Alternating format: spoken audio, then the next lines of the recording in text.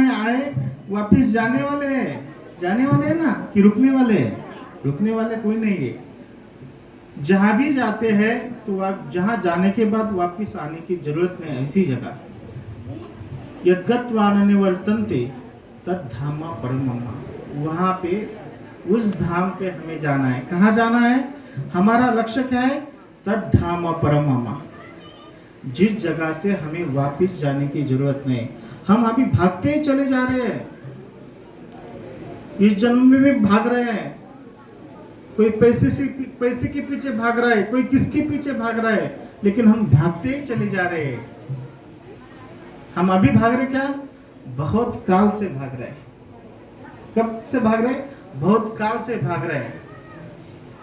हमारे कितने भी जन्म हुए हैं, हमारा जन्म हुआ, फिर गुजर गए, फिर जन्म हुआ, फिर गुजर गए, लेकिन हमें ऐसी जगह चाहिए कि ये जो भागने का जो सिलसिला है वो बंद होना चाहिए, है ना। इसलिए हम कहाँ जाना चाहिए? तद धामा परमम, उस जगह पे जाने के बाद हमें वापिस आने की जरूरत नहीं। ऐसा जो धाम है, ऐसा जो भगवान का धाम है, जिस जगह पे जाने के बाद खाली आनंद आनंद है। क्या है? जिस जगह पे जाने के बाद खाली आनंद ही आनंद है, ऐसे धाम पे हमें जाना है। हम आनंद चाहते हैं ना, सब लोग आनंद चाहते हैं ना, सबको आनंद चाहिए, क्योंकि इस संसार में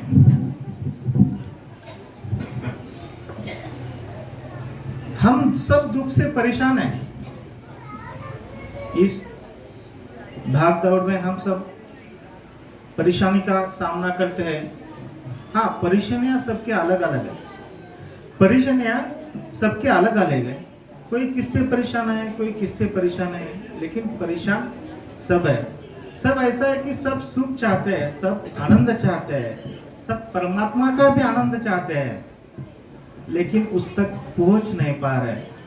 हम हमारी पूरी जिंदगी आनंद के चक्कर में, आनंद पाने के चक्कर में, परमात्मा पाने के चक्कर में, हमारे सुख पाने के चक्कर में लगवाई है ना। हम हमारी पूरी जिंदगी किसमें लगवाई है? सुख पाने के चक्कर में, लेकिन हमें वो सुख मिल रहा नहीं है। क्यों नहीं मिल रहा है? हम तो पूरी जिंदगी प्रयास कर रहे हैं, लेकिन हमें सुख मिल रहा नहीं है। क्यों मिल रहा नहीं? क्योंकि हम जो सुख पा रहे हैं, जहां पे सुख पा रहे हैं, हमें जो लक्ष्य है, हमारा लक्ष्य क्या है? तद धाम परमम। हमारा लक्ष्य क्या है?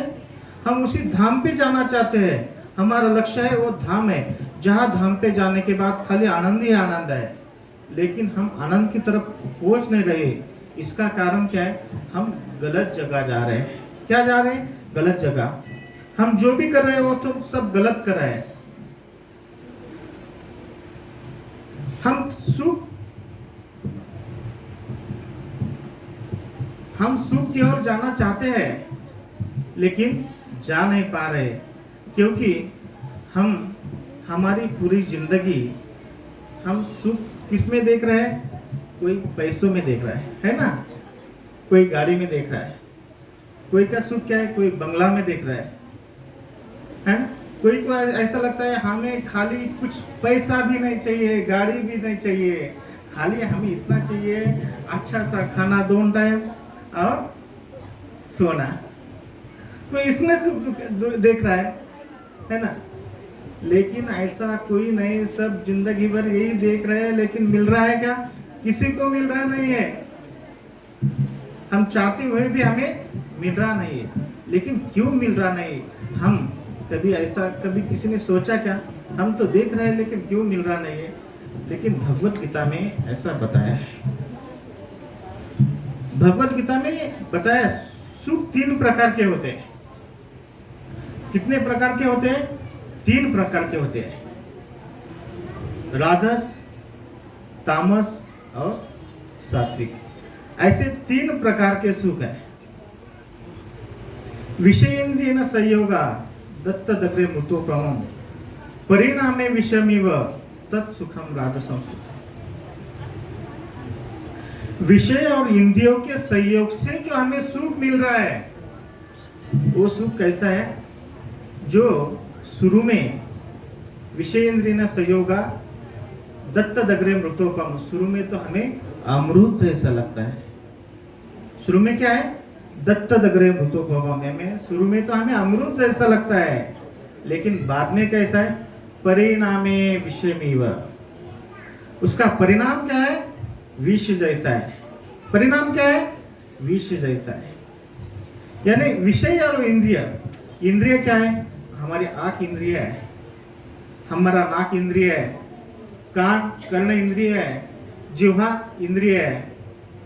इन इंद्रियों के विषय, नाक का इंद्रिय क्या है? सूंघना है। कान का इंद्रिय क्या है? सुनना है। आंख का इंद्रिय क्या है? आंख इंद्रिय का क्या विषय? सुनना है। जिह्वा इंद्रिय का क्या विषय? रस लेना है। आप देखो ना, कान इंद्रिय का विषय ले लो। कान इंद्रियों का विषय क्या है? सुनना है। हमें अच्छा लगता है, भजन सुनने में अच्छा लगता है, किसी को गाने सुनने में अच्छा लगता है। विषय सबका अलग अलग है, सबका आनंद सबका अलग अलग है। किसी को क्या सुनने में अच्छा लगता है, लेकिन हम एक भजन, एक गाना कितने बार सुन पाते हैं? कितने बार सुन पाते हैं? एक बार, दो बार, तीन बार। विषयों का सुख कैसा है? शुरू में अमृत जैसा है, और सब थोड़ा सा 10 मिनट के लिए सुन लो। हम थोड़ी देर में भोजन की ओर जाने वाले हैं, तभी भी आप कभी 10 मिनट शांत नहीं रहे तो हमें टाइम और बढ़ाना पड़ेगा, 10 मिनट का और 1 घंटा करना पड़ेगा। इसलिए कम से कम आप 10 मिनट के लिए तो भी शांत रहो। जो कर्णेंद्रिय का विषय क्या है? सुनना है। हमें एक दिन, एक बार, 2 बार, 3 बार एक आधा गाना, एक आधा भजन सुन सकते हैं, लेकिन बाद में कभी गाना और वो भजन लग गया तो हम सुन सकते क्या? नहीं सुन सकते, क्योंकि विषय और इंद्रियों के संयोग से जो हमें सुख मिल रहा है वो कैसा है? विष समान है। पहले कैसा? अमृत जैसा है। जब हमें दिखता है तो अमृत जैसा दिखता है, हमें तो सुख लगता है, हमें अच्छा लगता है, चलो आज कुछ ना कुछ अच्छा सुनेंगे, है ना। लेकिन बाद में सुनने के बाद में और कभी बार कभी वो सुनने को आया तो हम क्या बोलते हैं? बात करो, अभी ये बंद करो। क्यों बंद करो? क्योंकि ये सुख कैसा है? विष जैसा। और ये कैसा? राजस सुख है। इंद्रियों के सहयोग से जो हमें, आंख इंद्रियों के सहयोग से जो सुख मिलता है, हम कौन सी भी बात एक बार देख लेते, 2 बार देख लेते, बार वही हमारे आगे आया तो हम देख सकते हैं क्या? नहीं देख सकते, क्योंकि वो सुख कैसा है? राजस सुख है। और वो सुख कैसा है? बाद में वो विष समान है। इंद्रियों के, कौन से भी इंद्रियों के सहयोग से जो हमें सुख मिल रहा है वो विष समान है। क्या है? वो सुख नहीं है, लेकिन हमें तो ऐसा लगता है वो सुख है। हम तो चाहते चलो अच्छा कुछ ना कुछ सुनेंगे, चलो अच्छा कुछ ना कुछ खाएंगे, है ना। चलो हम खाने की तरफ भी बढ़ गए। हम तो ऐसा करते कि हम चलो अच्छा आज कुछ ना कुछ अच्छा होटल में जाएंगे और खाएंगे। होटल में जाते भी है, खाना शुरू भी करते हैं, तब तक हमें बहुत अच्छा लगता है कि आज कुछ ना कुछ अच्छा खाएंगे। लेकिन जब हम खाने लगते हैं, खाने के बाद 1 रोटी खाते, 2 रोटी खाते, बस हो गया खत्म सुख। उसके बाद सब दुख है, एसिडिटी हो गई, पेट दुख रहा है ना, सब दुख है। हमें विषय और इंद्रिय के सहयोग से जो भी सुख मिल रहा है वो कैसा है? वो विष समान है। लेकिन हमारी पूरी जिंदगी क्या कर रहे हैं? उसी में सुख देख रहे हैं ना। दूसरा सुख है तामस सुख। एतग्रे चानुबंधेच सुखन मोहन आत्मनम निद्रा लस्य प्रमोदत्थम तत्ताम समुदावृतम। एतग्रे चानुबंधेच यानी अनुबंध से, किसी के अनुबंध से आया हुआ सुख है। जैसे हम अभी इंद्रियों के सहयोग से सुख देखे हैं, वो कैसा है? राजस है। लेकिन किसी के अनुबंध से सहयोग से आया हुआ सुख है। अनुबंध से कैसा सुख आता है? जैसे हमें पैसा चाहिए, हमारे खिस्से में कभी ज्यादा कुछ पैसे हो, 10 की गड्डी हो, 100 की गड्डी हो, 500 की गड्डी हो, हमें तब अच्छा लगता है ना। लेकिन कुछ पैसा ही नहीं हो तो कैसा लगता है? हम सब मुंह लटका के बैठे रहते हैं ना। किसी के सहयोग से, किसी के अनुबंध से आया हुआ सुख वो कैसा है? इतग्रेतानुबंधेचा सुखन मोहन मात्मनम निद्रालस्य प्रमोदत्थम। आया हुआ सुख कैसा है? निद्रालस्य प्रमोदत्थम। वो सुख क्या करता है हमें? जैसे पैसे के सहयोग से जो सुख आ रहा है, वो सुख क्या करता है? हमें उन्माद पैदा करता है ना।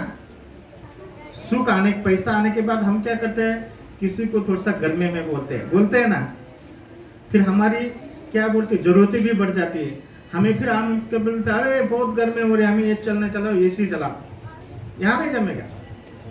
पैसा नहीं हुआ तो सब जम जाता है। एसी नहीं, फैन भी नहीं हुआ तो भी चल जाता है, लेकिन पैसा हुआ तो पैसा होता। इसीलिए ये जो सुख है ये क्या है? तामस है। पैसा के इतग्रेतानुबंधेचा, किसी के अनुबंध से आया हुआ सुख। और अनुबंध कैसा है? घर है, गाड़ी है, बंगला है ना। बंगले से आया हुआ सुख, गाड़ी से आया हुआ सुख। हमें जब तक गाड़ी के अनुबंध से जब सुख आता है हमें, जब गाड़ी घर के सामने होती है, बहुत अच्छा लगता है। चलो घर के सामने हमारी गाड़ी है ना, हमारे पास गाड़ी है। लेकिन किसने बोला ना, चलो आपके पास गाड़ी है, हम तो गरीब है, हमें खाली यहाँ से मंदिर से खाली घुमा के लाओ। अरे भाई पेट्रोल तो बहुत बढ़ गया है, दुख है ना। ये सब दुख है। किसी के अनुबंध से आया हुआ सुख क्या है? निद्रा आलस्य प्रमोदत्थम। वो क्या करना है? आलस्य पैदा करने वाला है। गाड़ी आई, हम चल नहीं पा रहे है ना। चलते हैं क्या? नहीं, अभी हमारा चलना सब कुछ बंद हो गया। क्यों? गाड़ी आई है, पैसा आया है। अभी चलना बंद हो गया तो हम क्या हो रहे? आलसी हो रहे ना।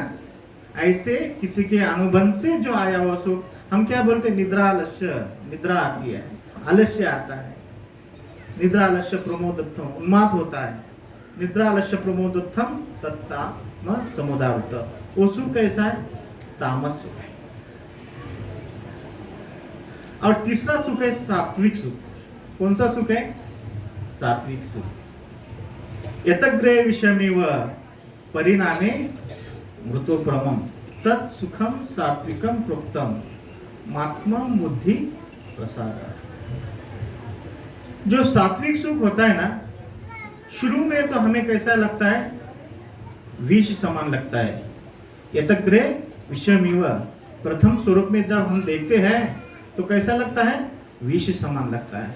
यतग्रे विषयमेव परिणामे मृतोपरमम, लेकिन परिणाम में कैसा है? वो अमृत जैसा है। परिणामे मृतोपरमम तत्सुखम सात्विकम प्रोक्तम आत्मम बुद्धि प्रसादजम। लेकिन वो सुख कैसा है? शुरू में हमें जो विष समान लगता है, लेकिन जो बाद में अमृत समान लगता है। लेकिन खाली अमृत समान लगता है, उसका जो सुख है वो बाद में हमारे आत्मा को भी आनंदित करता है। किसी को आनंदित कर, हम आत्मा से आनंद होते हैं, ऐसे आनंद नहीं होते, हम यहाँ से आनंदित होते हैं। लेकिन राजस और तामस सुख में यहाँ से आनंदित होते क्या? नहीं, खाली लगता है भूख लग गई, चलो खाना मिलना चाहिए, है ना। अनुबंध से आया हुआ सुख है, पैसा चाहिए, खाली पैसे की गड्डी खिस्से में हो पास अच्छा लगता है, नहीं हो तो फिर मुंह लटका के बैठते हैं ना। लेकिन वैसा वो जो सुख आता है खाली यहाँ से आता है। लेकिन जो सात्विक सुख होता है वो आत्मा से होता है। आत्मबुद्धि प्रसादजम। इसलिए हमें कौन सा सुख चाहिए? सात्विक सुख। लेकिन हम ऐसा कर पा रहे हैं क्या? हम हमारी पूरी जिंदगी किसे ढूंढ रहे हैं? हम पूरी जिंदगी राजस तामस सुख में ढूंढ रहे हैं। और जो सुख राजस तामस सुख कैसा है? शुरू में हमें दिख रहा है कि ये सुख है, ये सुख है, लेकिन ये सुख है क्या? ये सुख नहीं है, ये सुख ही नहीं है, ये खाली दुख है। लेकिन हम उसी दुख को सुख समझ रहे हैं, और उसी पाने की चक्कर में हमें हमारी पूरी जिंदगी गुजार रहे हैं। इसलिए हम दुखी है। हम किस लिए दुखी है? इसलिए हम दुखी है। इसलिए हमको सबको आनंदी होना है, सबको इस दुख से मुक्त होना है। तो हमें क्या करना चाहिए? सात्विक सुख की ओर बढ़ना चाहिए। सात्विक सुख क्या है? यही परमेश्वर का भजन। परमेश्वर ने जो कुछ कहा है, जो कुछ बोला है, जैसे कर्म करने के लिए चल अभयम सत्व संशुद्धि ज्ञान योगे वस्थिति दानम दमस्य यज्ञस्य स्वाध्याय स्तपार्जम अहिंसा सत्यम क्रोध त्याग शांति लभेशनम। ये जो कुछ बोला है, अभय रहना चाहिए, अहिंसा नहीं करनी चाहिए, दान करना चाहिए, ये जो करना चाहिए, ये जब हम करेंगे तब हम क्या करेंगे? सात्विक सुख की ओर बढ़ेंगे। हम जब तक हम सात्विक सुख की ओर नहीं बढ़ते तब तक हम परमात्मा की ओर भी नहीं बढ़ पाएंगे। अभी सात्विक सुख क्या है? हम सब बोलेंगे हम तो बाबा जी आश्रम में आते हैं, हम तो मंदिर में जाते हैं, पूजा पाठ करते हैं ना, सब कुछ करते हैं। हम किसी को झूठा नहीं बोलते, सब कुछ करते हैं, तभी भी हम दुखी है। सात्विक सुख वाले क्या बोलेंगे? बाबा जी आप तो बोल रहे हैं कि खाली राजस और तामस यही लोग, जो झूठे लोग हैं वही लोग दुखी है, लेकिन हम तो पूरे दिन पूजा करते हैं, है ना, हम पूरे सब कुछ करते हैं, अच्छा बोलते हैं, तभी भी हम दुखी है। ऐसा क्यों है? हम क्या कर रहे हैं मालूम है? हमारा जो खाली एक कथा सुनाता हूँ आपको और खत्म कर देता हूँ। हम क्या करते हैं? एक गुरु के 3 शिष्य थे और गुरुजी ने उनको तीनों शिष्य को कहा कि देखो, आप कुछ ना कुछ परोपकार करना चाहिए। आपको आप क्या है, हमारे सानिध्य में हो, आप कुछ ना कुछ परोपकार करते जाइए। शिष्य बोले ठीक है गुरुजी, आप जैसा कहेंगे। फिर आप ऐसा करो, आप जा रहे हो, जब वापस आते तो कुछ ना कुछ परोपकार करके आना है। शिष्य बोले ठीक है, लेकिन गुरुजी परोपकार क्या होता है? ये परोपकार क्या होता है? गुरुजी ने कहा बेटा यही है, भूखी को अन्न, पैसे को पानी, और कुछ बूढ़ा हो, कुछ जरूरतमंद हो, उसकी सेवा करना है। फिर गुरुजी ने कहा इसमें से एक तो भी परोपकार आपको करके आना है। तीनों शिष्य घर पे गए। बाद में दूसरे दिन देखो 10 मिनट टाइम है, अभी 20 मिनट हो जाएगा। बाद में जब दूसरे दिन वो तीनों ही शिष्य वापस आए तो गुरु ने पूछा, उनको पूछा कि भाई आप आए, कुछ परोपकार किया? तीनों शिष्य बोले हाँ किया। पहले को पूछा क्या परोपकार किया? उसने कहा गुरुजी, हम एक बूढ़ी माता को रोड को हाथ पकड़ के रोड पार करवाया।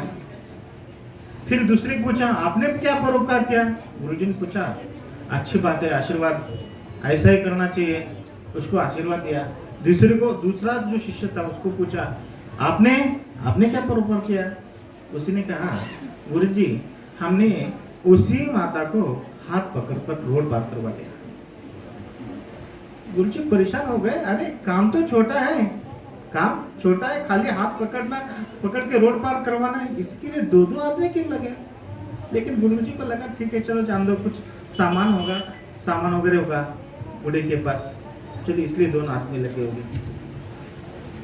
आश्चर्य की बात यह है, तीसरे को पूछा कि तुमने क्या परोपकार किया? उसने कहा गुरुजी, उसी बुढ़िया को हाथ पकड़कर रोड पार करवा दिया।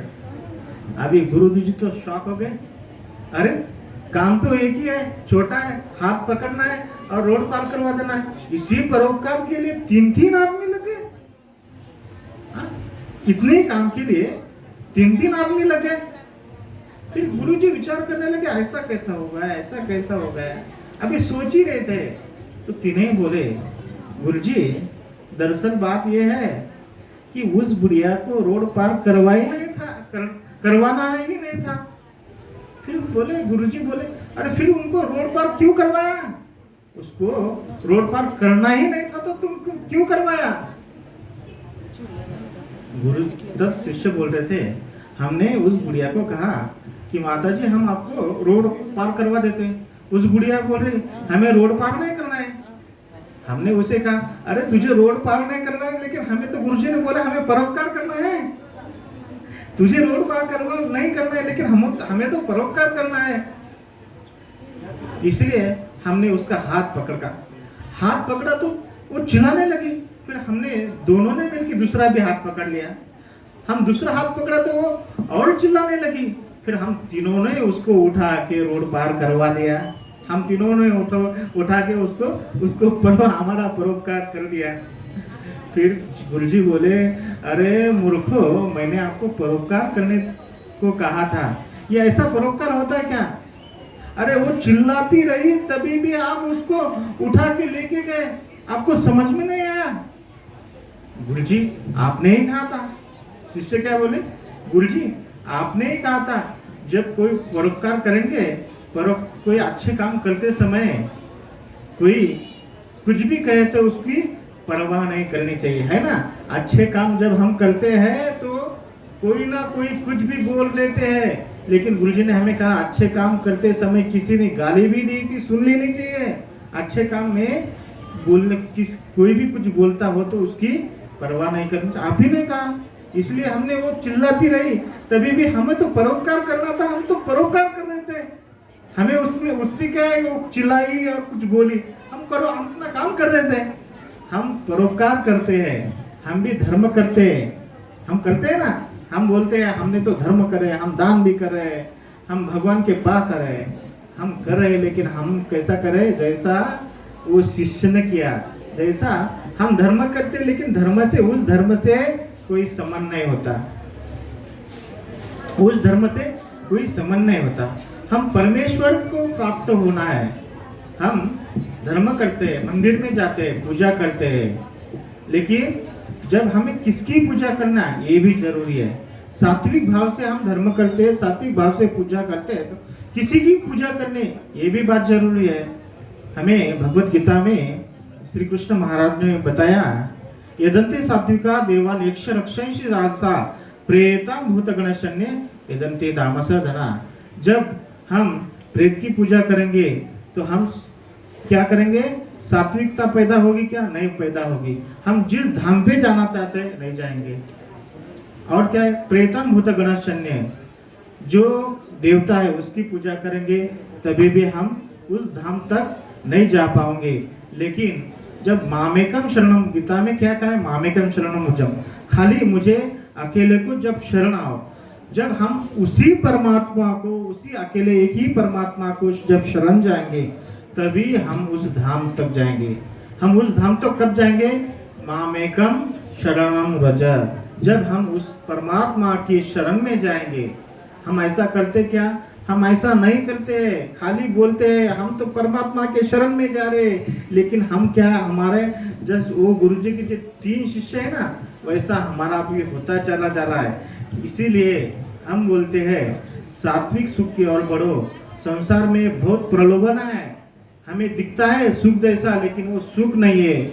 इसलिए परमात्मा के आपको आनंद चाहिए तो परमात्मा की ओर बढ़ना चाहिए। परमात्मा की ओर बढ़ना चाहते हो तो इसलिए आप में मंदिर में आना होगा। कहाँ आना होगा, हमें मंदिर से जुड़ना होगा। मंदिर में जो कही हुई बात है उस मार्ग पर हमें चलना होगा, तब हम आनंद की ओर, जो तत् धाम परम, वो धाम की ओर जाएंगे। और इसीलिए हम सबके लिए प्रार्थना करते हैं, आप सब उस धाम तक पहुँचे। आप सब लोग ऐसा ही इस मंदिर से जुड़े रहे और मंदिर के विचारों से आगे चले और उस धाम तक जाए। ऐसी आप सबको शुभकामना देता हूँ। और हमें बुलाया हमारे परम स्नेही आदरणीय श्री गोमेराज बाबा जी, जो कि बाबा जी हमें अभी बताया है, बाबा जी वैसे तबीयत से फिट नहीं है, बाबा जी तबीयत से फिट नहीं है, तभी भी बाबा जी ये सब कार्य कर रहे हैं, क्योंकि उनके अंदर की जो ऊर्जा है वो बहुत ऊर्जा है। और इस गांव का इस सदाशिव पेठ का एक भाग्य है, हमारे आपके परिसर का एक भाग्य है कि आपको बाबा जी जैसा मार्गदर्शक मिला। हम तो शरीर से फिट है, लेकिन क्या है, कुछ काम के नहीं है। लेकिन बाबा जी शरीर से फिट न होके भी उनके अंदर जो ऊर्जा है, हम आप देख रहे हैं, बाबा जी की ऊर्जा है। किसकी ऊर्जा है? ये सब लोग आए हुए, ये सब बाबा जी की ऊर्जा है। ऐसे ही बाबा जी के मार्गदर्शन में और चलो और तत् धाम परमम, उस धाम की ओर चलने का प्रयास करो। इसी यही शुभकामना देके मैं हमारे शब्द को विराम देता हूँ। धन्यवाद। धन्यवाद बाबा जी। बाबा जी ने जो बोला वो आपने सुना क्या? सुना क्या? किस बारे में बोल रहे थे बाबा जी? गीता के बारे में बोल रहे थे। गीता मालूम है आपको? श्रीमद् भगवत गीता मालूम है? मालूम है क्या? गीता का देख, उधर देख के गीता को इधर चलते हैं, ऐसा करते हैं क्या? नहीं, गीता में श्री कृष्ण महाराज जी बोलते हैं, सर्व धर्मान परित्यज्य माम एकम शरणम व्रज। तू सगळं सोडून दे, सब छोड़ दे और मेरे चरणों में आकर रहे, मेरा भक्ति कर, मैं तुझे सब दूंगा। बाबा जी बोल रहे थे पैसा, घर, गाड़ी, धन, दौलत, ये सब श्री कृष्ण भक्ति करने से मिलती है। सब श्री कृष्ण भक्ति करेंगे तब आपका भाव सात्विक हो जाएगा। अर्जुन को भी वैसा ही हुआ था। अर्जुन ने कितने साल दुख भोगा, कष्ट सहना? 14 साल वनवास में था अर्जुन। नहीं, उनके पांची बहन और द्रौपदी सब 14 साल की कहाँ पे थे? वनवास में थे। उनको खाने को भी नहीं था। वो पेड़ के उसके क्या बोलते, कंदमुळे, वो फल खा रहे थे, उनको खाने को भी नहीं था। लेकिन वो उन्होंने क्या किया?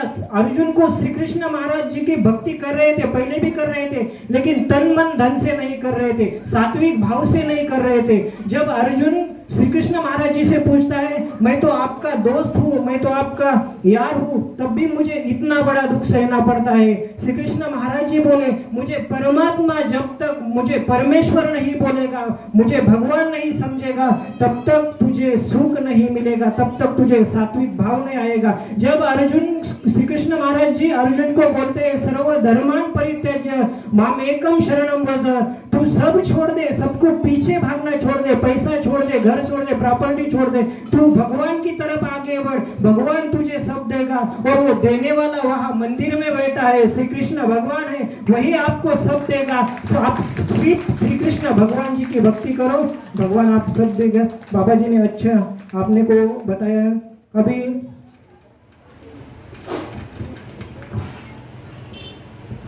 आदरणीय श्री इस सभा के अध्यक्ष, उनका मैं कुछ भक्तों की ओर से सत्कार करना चाहता हूं। मैं जहीराबाद से